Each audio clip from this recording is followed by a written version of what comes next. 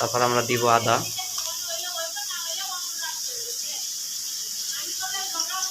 আদা দিলাম,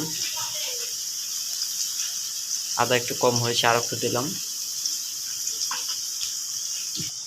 এখানে আমরা কাঁচামরিচ দিচ্ছি, এখানে কিছু কাঁচামরিচ দিলে তরকারিটা স্বাদ হবে, ঝাল ঝাল হবে, হ্যাঁ খেতে অনেক ভালো লাগবে আপনাদের, আপনারাও করতে পারেন বাসায় বসে।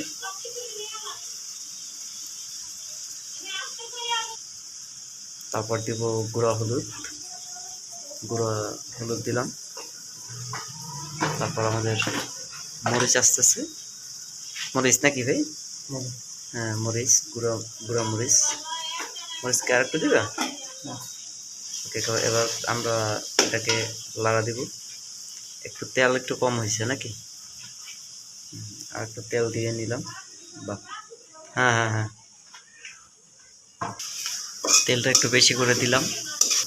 এবার আমরা মুরগির মশলা দিচ্ছি, দেখুন মুরগির মশলা অর্ধেক পরিমাণ দিয়ে নিলাম। তারপর একটু লাড়বো, দেখুন টেস্টি সল্ট দিলাম, একটু লবণ দিয়ে নিব। টেস্টি দিলে হয় কি খাবারটা একটু মজা হয়, কেউ খায় কেউ খায় না, আমরা খাই ভাই, প্রবাসে আমাদের খাইতে হয়, তাহলে স্বাদ লাগে না ভাই, বুঝছেন, আমরা প্রবাসে আছি। এবার আমরা কষানো হয়ে গেছে, এবার আমরা মাংস দিব।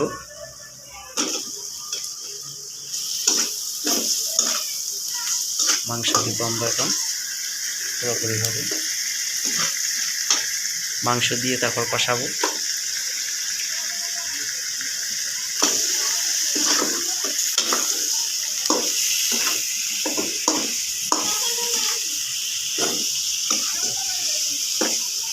এবার আমাদের কষানো হচ্ছে, ভালো করে কষিয়ে নেবেন। দর্শক আজকে আমরা এই পর্যন্ত, আমাদের রান্নাবান্না হলে এটা আমরা খেয়ে নিব, আপনারা ঘ্রাণ নেবেন। ইনশাল্লাহ দেখা হবে নেক্সট ভিডিওতে।